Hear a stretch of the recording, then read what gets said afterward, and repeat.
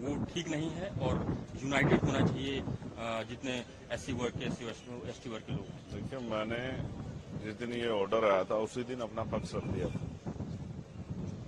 पहली बात, SC ST का जो रिजर्वेशन है उसका आधार आर्थिक नहीं है कि उसमें क्रीमी लेयर या वर्गीकरण किया जाए। उसका आधार जो है वो अनटचेबिलिटी है, छुआछूत है, भेदभाव है, जातीय उत्पीड़न है।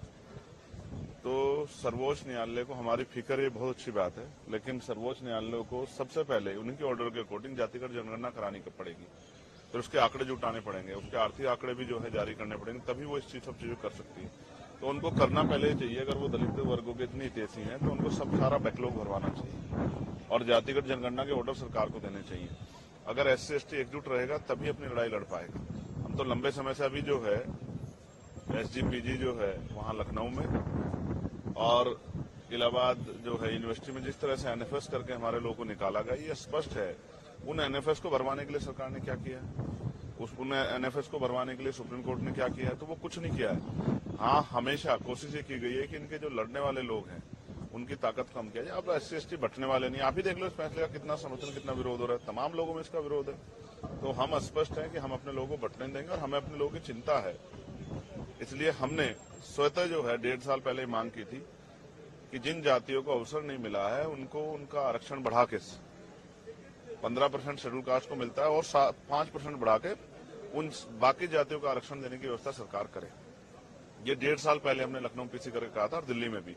और जो ओबीसी की वैसी जाति है उनको भी जो है 15% अलग से रिजर्वेशन देने का काम जो है 27% से अतिरिक्त सरकार करे, लेकिन कहाँ सुना, सुप्रीम कोर्ट ने भी नहीं सुना।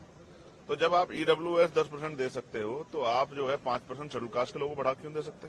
तो मेरा मत तो ये है कि 100% रिजर्वेशन 2% सरकारी नौकरी में कर देते, 98% प्राइवेट सेक्टर है, 2% सरकारी नौकरी में 100% रिजर्वेशन होगा, तो इसकी इतनी संख्या उसको आधार पर उसको मिलना चाहिए। हम सहमत हैं, हमारे भाइयों को कुछ मिलेगा तो हम तो आगे बढ़कर उनका स्वागत करेंगे। लेकिन अगर कोई साजिश करके, कोई षड्यंत्र करके हमारे अधिकारों को लूटने का काम किया, छीनने का, तो ये हम बर्दाश्त नहीं करेंगे। डाका नहीं बर्दाश्त करेंगे अपने हकों पे। इसके लिए चाहे सरकार से जो है अध्यादेश लाने की बात हो, चाहे सुप्रीम कोर्ट में जो है रिपिटिशन दाखिल करने की बात हो, या मैं आज सारे मेंबर ऑफ पार्लियामेंट जो शेड्यूल कास्ट शेड्यूल ट्राइब के हैं या जो सामाजिक न्याय को मानते हैं उन सबसे चर्चा करूंगा और बहुत जल्द जो है एक बड़ा जो है हम अपना इस संघर्ष का स्वरूप सरकार और सुप्रीम कोर्ट को दिखाएंगे। हम अब पीछे हटने वाले नहीं। हम अपने अधिकारों के लिए, स्पेशली मैं चंद्रशेखर आजाद, अपने लोगों के अधिकारों के लिए, बाबा साहब अम्बेडकर ने कहा था कि जब मेरे हित में और देश हित में टकराव होगा तो मैं देश की तरफ रहूंगा, लेकिन जब मेरे समाज के हित में और देश हित में टकराव होगा तो मैं समाज की तरफ रहूंगा। मैं फिर आज कहता हूं कि अगर कोई भी हमारे अधिकारों छीनने का काम करेगा तो हम हर कीमत चुकाने के लिए तैयार हैं। मैं अपने समुदाय के साथ खड़ा हूं, उनको ना बंटने दूंगा, ना उनके अधिकार में कटौती होने दूंगा।